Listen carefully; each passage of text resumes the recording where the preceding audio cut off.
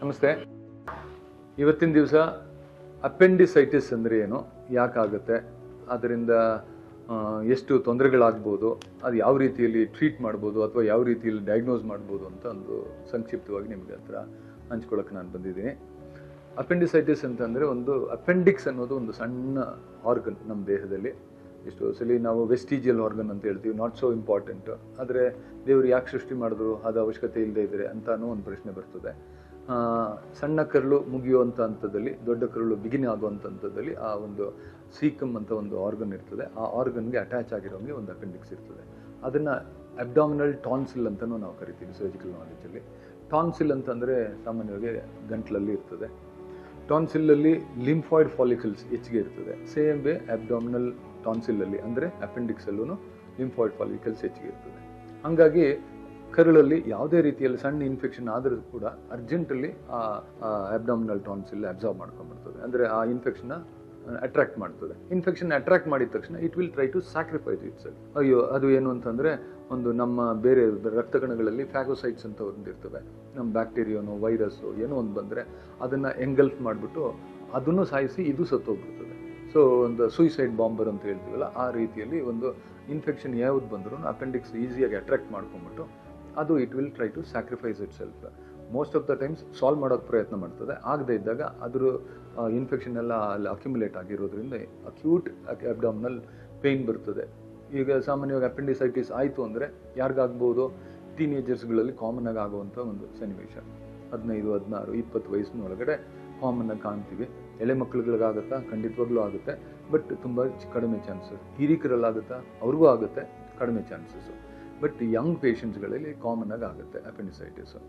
ಈ ಅಪೆಂಡಿಸೈಟಿಸ್ ಆದರೆ ಯಾವ ರೀತಿಯಲ್ಲಿ ಪ್ರೆಸೆಂಟ್ ಮಾಡ್ತಾರೆ ಪೇಷಂಟು ಅಂದರೆ, ಸಾಮಾನ್ಯವಾಗಿ ಬೆಳಗ್ಗೆ ಪೇಯ್ನ್ ಬರ್ತದೆ, 1-2 ಸಲ ವಾಂತಿ ಆಗ್ತದೆ, ಜ್ವರ ಬರೋ ಥರ ಆಗ್ತದೆ. ಸೊ ಇದನ್ನು 3 ಕಾರ್ಡಿನಲ್ ಸೈನ್ಸ್ ಆಫ್ ಅಪೆಂಡಿಸೈಟಿಸ್ ಅಂತ ನಾವು ಸರ್ಜಿಕಲ್ ನಾಲೆಜಲ್ಲಿ ಕರಿತೀವಿ. ಏನು ಅಂದರೆ ಜ್ವರ, ಹೊಟ್ಟೆ ನೋವು ಮತ್ತು ವಾಂತಿ, ಈ 3 ಇರುವಾಗ ಅದರಲ್ಲಿ ಹೊಟ್ಟೆ ನೋವು ಮೊದಲು ಮೇಲ್ಭಾಗದಲ್ಲಿ ಬರ್ತದೆ, ನಂತರ ಒಕ್ಕಲು ಭಾಗದಲ್ಲಿ ಹೋಗುತ್ತೆ, ಲಾಸ್ಟ್ಗೆ ಸಾಯಂಕಾಲ ಆಗ್ತಾ ಆಗ್ತಾ ಹೊಟ್ಟೆಯ ಬಲಭಾಗದಲ್ಲಿ ಪೇಯ್ನ್ ಜಾಸ್ತಿ ಶುರು ಆಗ್ತದೆ. ಈ ಡಾಕ್ಟರ್ ಹತ್ರ ಹೋಗೋ ಅಷ್ಟೊತ್ತಿಗೆ ನಮಗಾಗಲೇ ಏನು ಹೊಟ್ಟೆ ಕೆಳಭಾಗದಲ್ಲಿ ಪೇಯ್ನ್ ಬರೋಕ್ಕೆ ಶುರು ಆಗ್ತಿರ್ತದೆ. ಎಕ್ಸಾಮಿನ್ ಮಾಡಿದ ತಕ್ಷಣ most of the times doctors diagnose ಮಾಡಿ ಹೇಳ್ತಾರೆ, ಒಂದು ರಿಬೌಂಡ್ ಟೆಂಡರ್ನೆಸ್ ಅಂತ ಇದೆ, ಗಾರ್ಡಿಂಗ್ ಅಂತ ಇದೆ. ಅಂದರೆ ಆ ಒಂದು ಕ್ಲಿನಿಕಲ್ ಸೈನ್ಸ್ ನಾವು ಸರ್ಜಿಕಲ್ ಫೀಲ್ಡಲ್ಲಿ ನಾವು ಕಲ್ತ್ಕೊಂಡಿರುವಂಥದ್ದು. ಆ ಸೈನ್ಸ್ ಎಲಿಸಿಟ್ ಮಾಡಿದ ತಕ್ಷಣ ಓಕೆ, ಒಂದು ಅಲ್ಟ್ರಾಸೌಂಡ್ ಬೇಕು, ಬೇಸಿಕ್ ರಿಕ್ವೈರ್ಮೆಂಟು. ಅದ್ರ ಜೊತೆಯಲ್ಲಿ ಬೇಸಿಕ್ ಬ್ಲಡ್ ಟೆಸ್ಟ್, ಪರ್ಟಿಕ್ಯುಲರ್ಲಿ ಒಂದು ಟೋಟಲ್ ಕೌಂಟ್ ಅಂತ ಕರಿತೀವಿ, WBC ಕೌಂಟ್ಸ್, ಅದು ಎಲಿವೇಟೆಡ್ ಆಗಿರ್ತದೆ. ಯಾವುದೇ ಥರದ ಇನ್ಫೆಕ್ಷನಲ್ಲಾದರೂ ಎಲಿವೇಟ್ ಆಗಿರ್ತದೆ.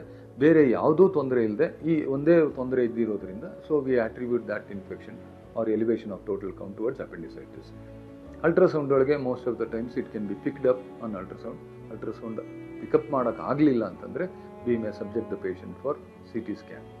CT ಸ್ಕ್ಯಾನಲ್ಲೂ ಒಂದು ರೆಕಗ್ನೈಸ್ ಆಗುತ್ತೆ. ಕೆಲವು ಸಲ ಅನ್ರೆಕಗ್ನೈಸ್ಡ್ ಅಲ್ಟ್ರಾಸೌಂಡು ಮತ್ತು ಫೇಲ್ಡ್ ಕ್ಲಿನಿಕಲ್ ಏನು ಇಂಪ್ರೆಷನು ಅಥವಾ ಪಾರ್ಷಿಯಲಿ ಟ್ರೀಟೆಡ್ ಅಪೆಂಡಿಸೈಟಿಸು ಸ್ವಲ್ಪ ಕೆಲವು ಸಲ ಮಿಸ್ಗೈಡ್ ಮಾಡೋವಂಥ ಒಂದು ಚಾನ್ಸಸ್ ಇರ್ತದೆ. ಅಂಥ ಸಮಯದಲ್ಲಿ patient may present little late with appendicular mass ಅಥವಾ ಅಪೆಂಡಿಕ್ಯುಲರ್ ಆಪ್ಸಿಸ್ ಅಂತ ಆಗ್ಬಿಡ್ತದೆ. ಅದು ರಿಲೇಟಿವ್ಲಿ ಕಾಂಪ್ಲೆಕ್ಸ್ ಸಿನಾರಿಯೋಸ್. ಅಂಥ ಪರಿಸ್ಥಿತಿಗೆ ಹೋಗದೇ ಇದ್ದರೆ how do we treat this? ಇವಾಗ ಎಷ್ಟೊಂದು ಸಲ ಕ್ಯಾಟರಲ್ ಅಪೆಂಡಿಸೈಟಿಸ್ ಅಂತ ಹೇಳ್ತೀವಿ. ಕ್ಯಾಟರಲ್ ಅಪೆಂಡಿಸೈಟಿಸ್ ಅಂತಂದರೆ ನಮಗೆ ನೆಗಡಿ, ತಲೆನೋವು ಬಂದರೆ ನಾವೇನು ಮಾಡ್ತೀವಿ ಅಂದರೆ ಸಿಂಪಲ್ ಒಂದು ಮನೆ ಹತ್ರ ಒಂದು ಪ್ಯಾರಾಸಿಟಮಲ್ ಮಾತ್ರೆ ತೊಗೊಂಬಿಟ್ಟು ಸ್ವಲ್ಪ 1 ದಿವಸ ರೆಸ್ಟ್ ಮಾಡ್ಕೊಂಡ್ರೆ ತಾನೇ ಹೊರಟೋಗ್ಬಿಡ್ತದೆ. That is called catarrhal disease. Viral disease ಬಂದರೆ ಹೆಂಗೆ ಮಾಡ್ತೀವಿ ಹಂಗೆ.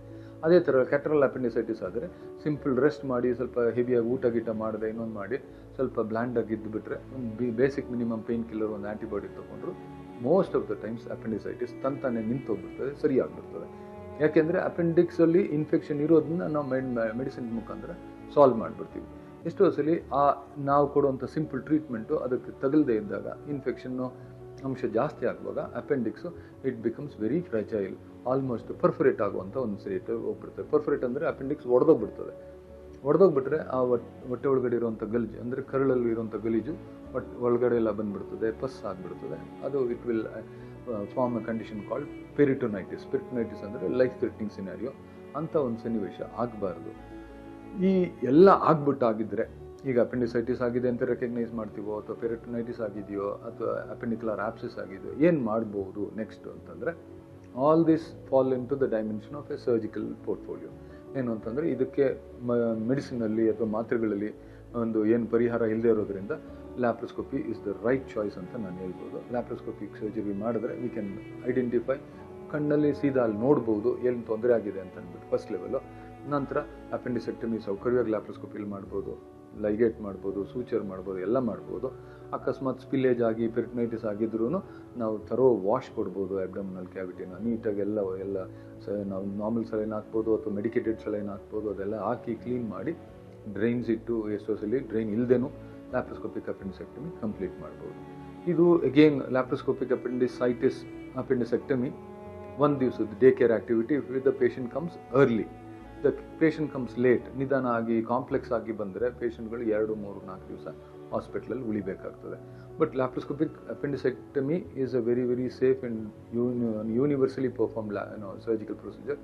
ಭಾಳ ಸುಲಭವಾಗಿ ಆಗುವಂಥ ಸರ್ಜಿಕಲ್ ಪ್ರೊಸೀಜರ್ ಅಂತ ನಾನು ಹೇಳ್ಬೋದು.